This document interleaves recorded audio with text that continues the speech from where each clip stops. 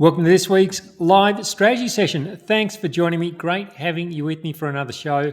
And lots of interesting things to talk about this week. New all-time highs in the US, near all-time highs in the ASX, and lots of movement in some of the commodities as well. So some really interesting things happening there. And also, I want to go through any stock codes you'd like me to have a look at. We'll go through that at the in the back half of the show. So always interesting things there. As always, everything today, general commentary only, doesn't take your personal situation into account. Having been through all of that, let's get into this week's first chart. Starting off with the ASX 200. So after the longest consolidation since April, the ASX 200, well, it could be on the verge of a new all-time high. But has this been enough? Has this been enough consolidation to sustain a larger move higher? There are also some important developments in the US that I want to go through with you. We looked at some of the signs last week that the US market was on the verge of some interesting moves, and we're starting to see that unfold now. So I'll tell you a bit more about that in a moment. But before we get to that, let's just focus in on this latest price action in the ASX 200. So prices have been tracking sideways for just over 3 weeks now. So this makes this, as I said earlier, the longest consolidation since this low down here in April. All the previous pauses along the way have really only lasted just a few days. So now here we are, 3 weeks into a consolidation. I think the big question here is whether this has been a long enough consolidation to sustain an ongoing rally. So 3 weeks isn't that long, especially considering the size of this previous rally. So up 20 odd percent in just under 9 weeks. So an exceptional advance in the market. And I think this is where it helps just to get some historic precedent to understand like what could happen next from where prices currently are. And we only really need to go back about 18 months to get a bit of an idea of how it could play out.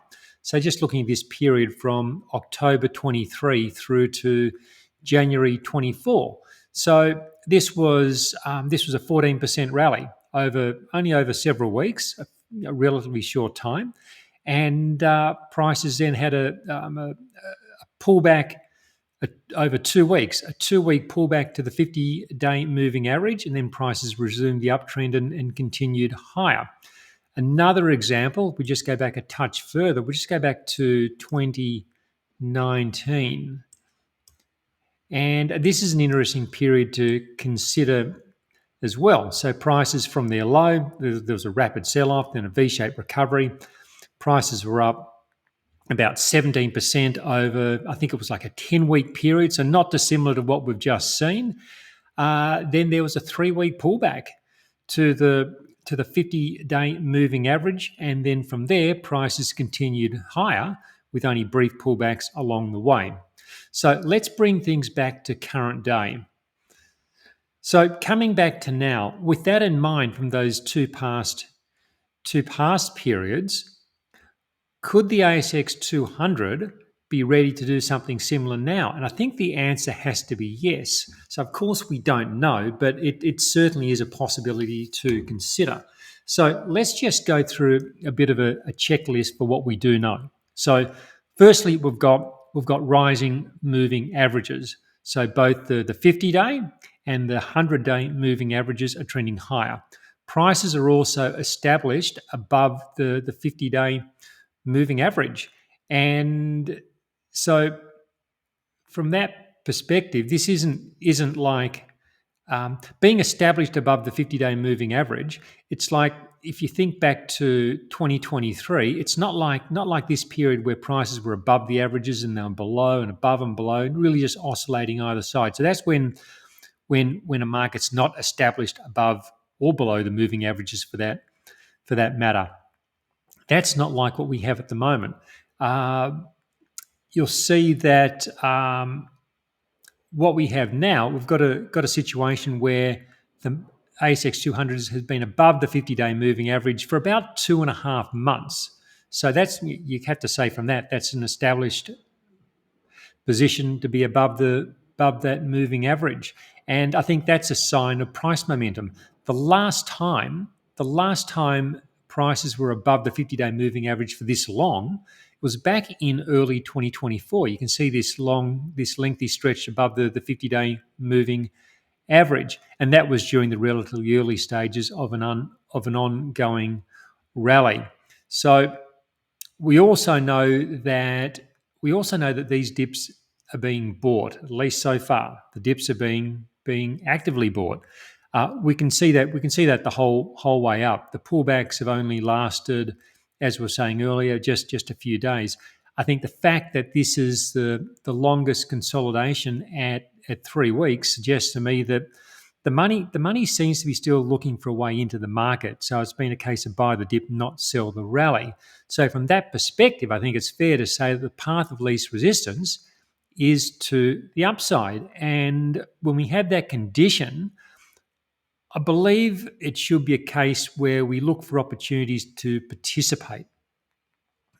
Whether prices continue to track sideways for a bit longer or resume upward momentum sooner, it's still a case of like looking for ways to participate while we have those conditions that we've just been through in place.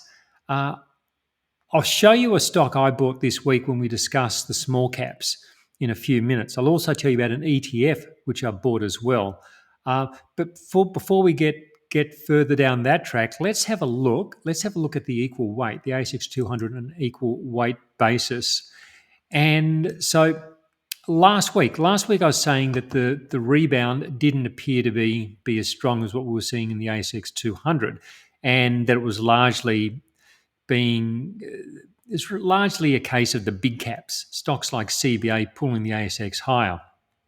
I was also thinking that maybe prices might need several weeks of consolidation below this resistance, which comes in at around 2030. Just showing you the significance of that. There's a high from 2021, 2022. Then you've got these recent peaks.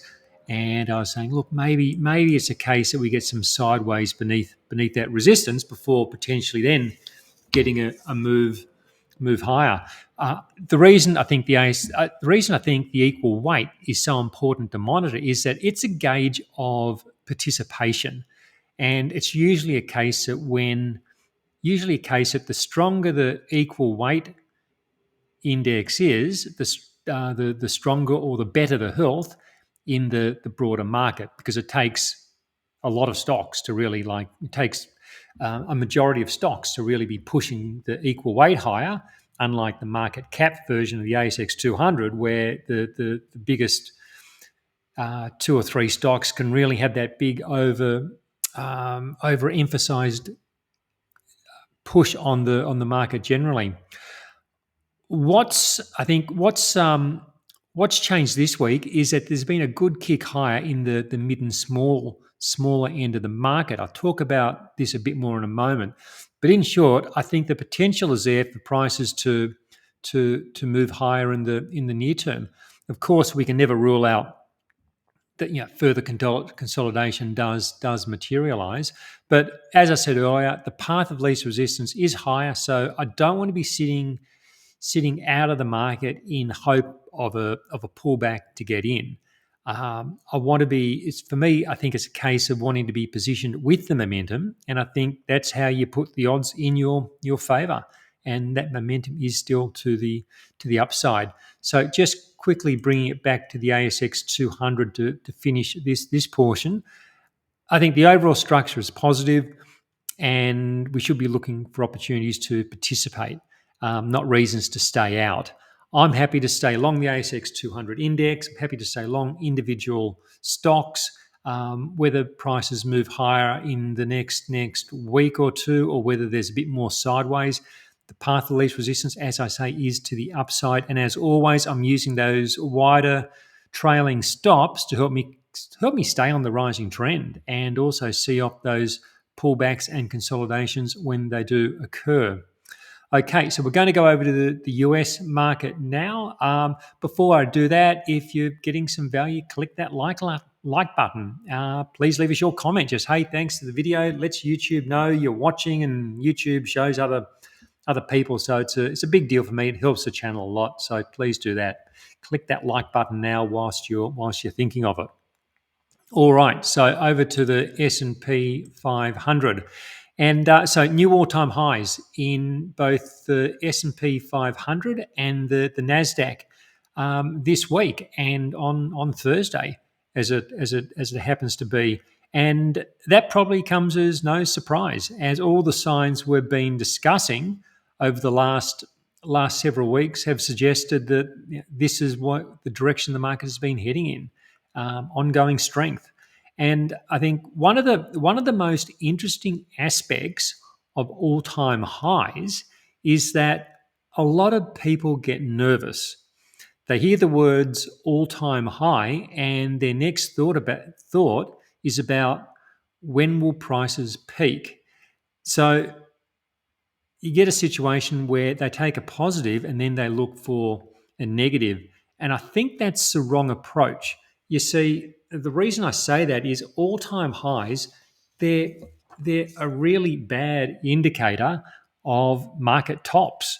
So, yes, at some point, an all-time high will be the top. So here's an all-time high in February, and that was for a period of time the top. So at some point that will be the case. But there could also be a lot of all-time highs before a top is actually put in place. So you take last year, for instance. Here's an all-time high early in the year, and if you sold out if you sold out, in the early stages of all-time highs, you would have missed a standout year for the stock market. There were 57 all-time highs by the time the year wound up, and last year's not a rarity. In 2021, there were 70 all-time highs. So again, if you sell in the early stages of all-time highs, you can miss out on a lot. If you're wondering, 70 is not even the all-time record for all-time highs. That was back in 1995, where there were 77 new all-time highs for the year. So how many all-time highs have we had in 2025? Well, we've had 7. So who knows? Who knows whether that continues to grow from here, or whether 7 is going to be the maximum for the year? You don't know. But I think the point to remember is that history shows there's plenty more upside potential to the number of all-time highs from where things currently stand. I think the message from this is clear. If something is working, I think be optimistic that it will keep working, not in a straight line and up every day, but generally speaking, when you've got a trend in place, it could be anything in life really. When things are working, you let them keep working for as long as they want to keep working. That's what trend following is all about, and that's what That's what I do with Motion Trader to try and help members do that with individual stocks in their portfolio, staying on uptrends, letting profits run, maximizing profits. It's not about predicting the future. It's about going with momentum, and then importantly, and this is important with underlined, managing risk, and then seeing where that process takes you. So when we look at this chart, for me, it's this is a bullish structure. We've got rising moving averages. You see the 50 and the 100-day averages. They're both rising. Price is above the moving averages, and it's been a clear upward progression with rallies, short consolidation, and more rallies. As we talked about with the ASX 200, there's a I think this sequence of strong rallies and consolidations, I think it's a sign that buyers are waiting on dips to get money into the market. So that's a bullish trend. Looking at the Dow Jones, we talked about the Dow last week. In particular, we were looking at this breakout last week from this 5 weeks of sideways trading along the moving averages, and upward breaks are bullish. They help identify the path of least resistance, and of course, as we've seen through the week, the Dow has continued to rally following that breakout. And the same applies when we look at the S&P 500 on an equal weight basis. Prices are rallying off the moving averages, and they're also breaking out of this 5-week compression range. So again, that's bullish price action. And importantly, I think it's a sign of that broadening participation in the rally. It's not just like Nvidia and Microsoft pulling the market higher. To get this equal weight moving up like this, you've got to get broad participation, and that's generally a sign of a healthy market. While we're on the topic of participation, just quickly have a look at this. So this is an indicator. It shows the percentage of S&P 500 stocks above their 100-day moving average, and it oscillates between a low number and a high number. When the market's bearish, very few stocks are above their 100-day moving average, and when the market has been on a big bullish trend, you'll find that nearly all stocks are up above their 100-day moving average.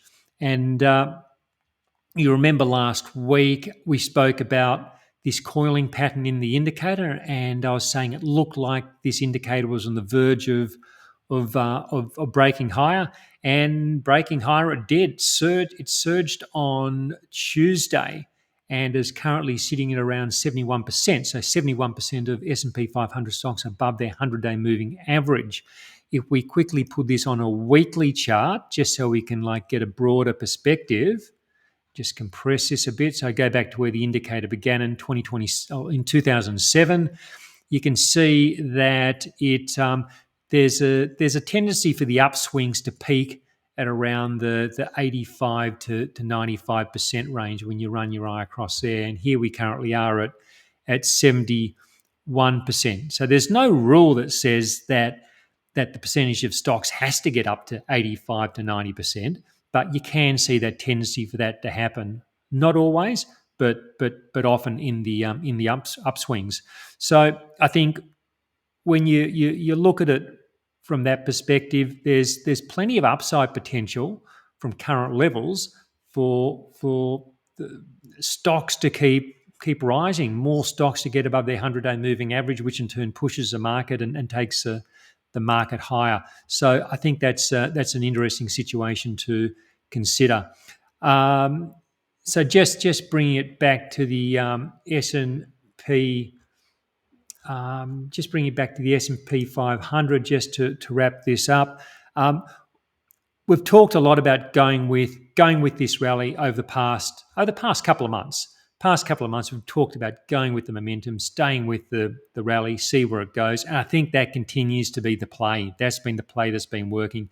Not picking highs, not saying the market's expensive, not saying it's gone too far, but to say, look, we don't know, so let's go with the flow, go with the trend and see where the trend goes.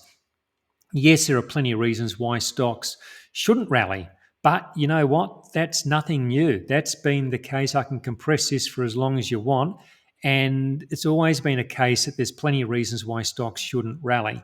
Call up news articles for any period and you'll find plenty of bears with compelling arguments as to why stocks have gone too far and should fall.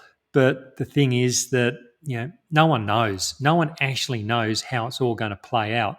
So rather than trying to predict, I'm going to stay with the path of least resistance, manage risk with wide trailing stops, and stay with that trend. For me, it's a case of going with what's working until we have cause to do otherwise.